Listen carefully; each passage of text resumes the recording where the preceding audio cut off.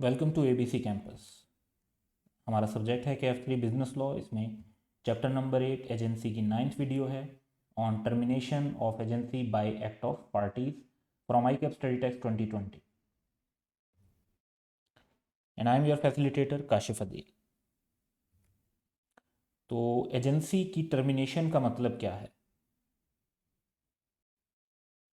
तो जब एक कॉन्ट्रैक्ट ऑफ एजेंसी ख़त्म हो जाता है, कंक्लूड हो जाता है, तो उसे टर्मिनेशन ऑफ एजेंसी कहते हैं। यानी फिर दो पर्सन्स के दरमियान प्रिंसिपल और एजेंट का रिलेशनशिप एंड हो जाने को टर्मिनेशन ऑफ एजेंसी कहा जाता है। अब टर्मिनेशन ऑफ एजेंसी की दो मेन क्लासिफिकेशन है, जिसमें उसको देखते हैं बाय एक्ट्स ऑफ पार्टीज, जो हम इस वीडियो में कवर करेंगे, और termination bye operation of law, यानी जहाँ पे लॉ डिफाइन कर देता है कि ये सिचुएशन, ये सर्कमस्टांसेस होंगे तो एजेंसी टर्मिनेटेड कंसीडर होगी। ये हम अपनी नेक्स्ट वीडियो में कवर करेंगे।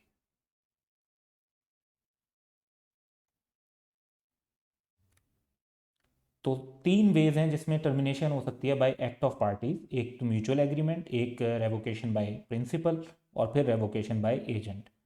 तो फर्स्ट पॉइंट पढ़ते हैं। A contract of agency can be terminated at any time by mutual agreement of principal and agent.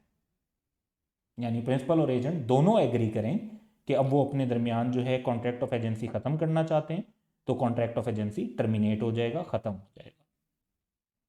Palwasha implies Atif as her agent for 5 months. Palvasha and Atif by mutual consent can terminate the agency before expiry of 5। हालांकि time period fix किया गया था, लेकिन time पूरा होने से पहले भी पार्टीज चाहें तो म्यूचुअल एग्रीमेंट से, याद रखना म्यूचुअल, दोनों पार्टीज एग्री कर रही हैं, तो प्रिंसिपल एजेंट और थर्ड पार्टी के साथ तो एजेंट निगोशिएट करता है प्रिंसिपल के बिहाफ पे। तो एजेंसी का कॉन्ट्रैक्ट है, और अगर पार्टीज ये डिसाइड करती हैं कि वो इसको टर्मिनेट करना चाहती हैं, तो एग्रीमेंट टू टर्मिनेट जब एजेंसी होगा तो उनके दरमियान एजेंसी का कॉन्ट्रैक्ट एंड हो जाएगा।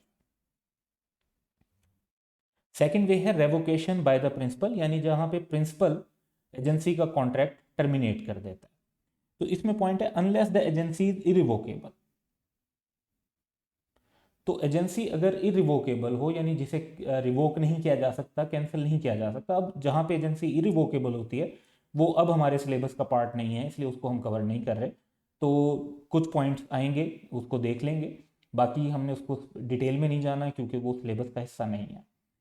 The principal may revoke the authority of the agent at any time before the agent has exercise authority so as to bind the principal. तो अगर एजेंट ऑलरेडी आगे ट्रांजैक्शन थर्ड पार्टी के साथ कर चुका है, तो फिर तो देखें कोई फायदा नहीं है रिवोक करने का, क्योंकि फिर तो प्रिंसिपल बाउंड हो गया उस कॉन्ट्रैक्ट में। उससे पहले तक जो है वो प्रिंसिपल अथॉरिटी को रिवोक कर सकता है। तो जहां पे एक किस्म की लॉन्ग टर्म एजेंसी होती है कि बार बार कॉन्ट्रैक्ट होने होते हैं रेगुलर बेसिस पर, तो वहां पर जो ट्रांजेक्शन हो चुकी होंगी उसके लिए प्रिंसिपल लाइबल होगा और बाद वाली के लिए लाइबल नहीं होगा। अब इसके कुछ रूल्स हैं जिन्हें हमें समझने की जरूरत है। टोटल 5 रूल्स हैं, इन्हें वन बाय वन हम पढ़ेंगे।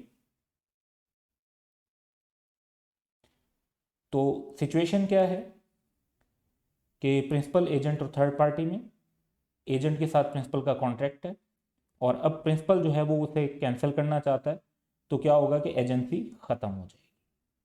तो रूल्स पढ़ते हैं।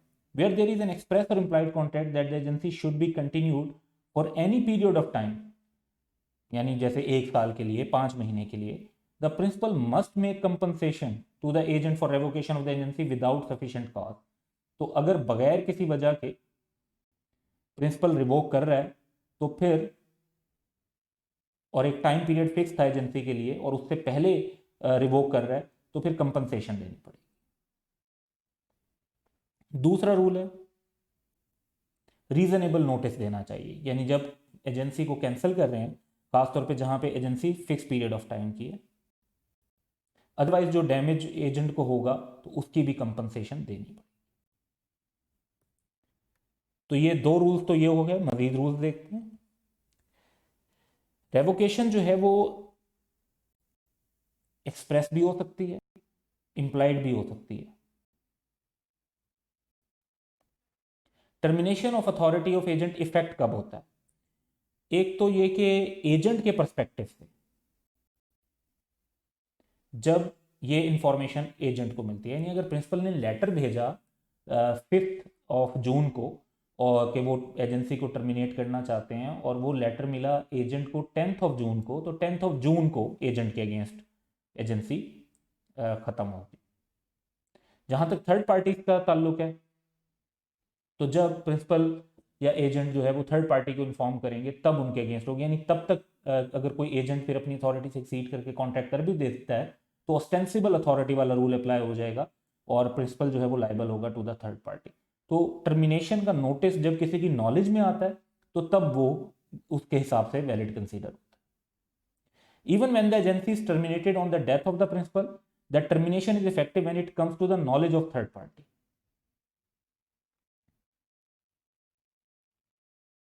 तो टाइमिंग ऑफ डेथ इंपॉर्टेंट नहीं है यहाँ पे, टाइमिंग ऑफ नॉलेज इंपॉर्टेंट है, यानी डेथ पहले हुई, इंफॉर्मेशन उसके बारे में बाद में पता चली, तो जो बाद में जब पता चली तब जाकर एजेंसी टर्मिनेट होगी।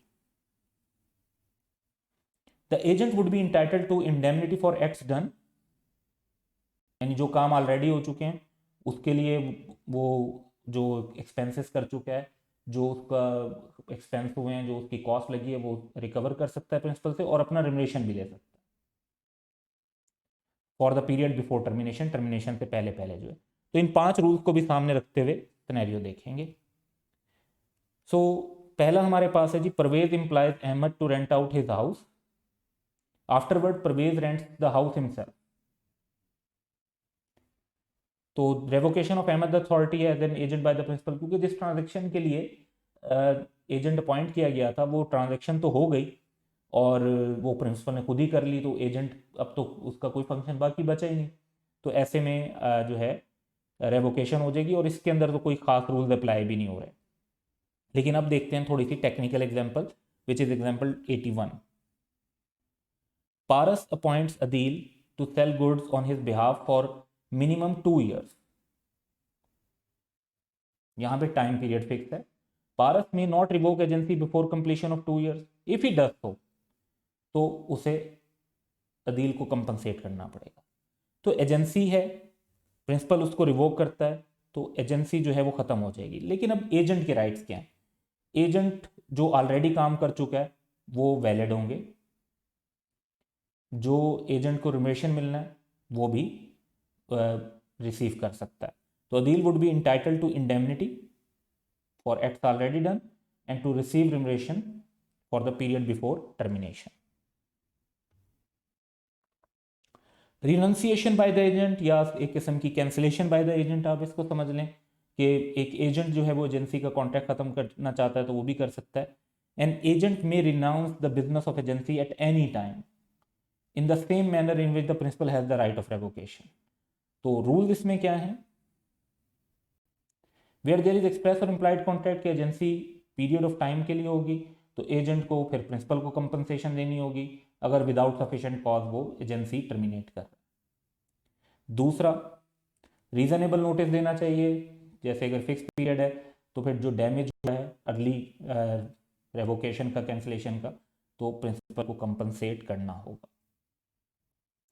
एक्सप्रेस और इम्प्लाइड हो सकती है, जिस तरह से प्रिंसिपल की तरफ से रेवोकेशन एक्सप्रेस और इम्प्लाइड हो सकती है उसी तरीके से जो है वो एजेंट की तरफ से भी जो रिनंसिएशन है वो एक्सप्रेस और इम्प्लाइड हो सकती है।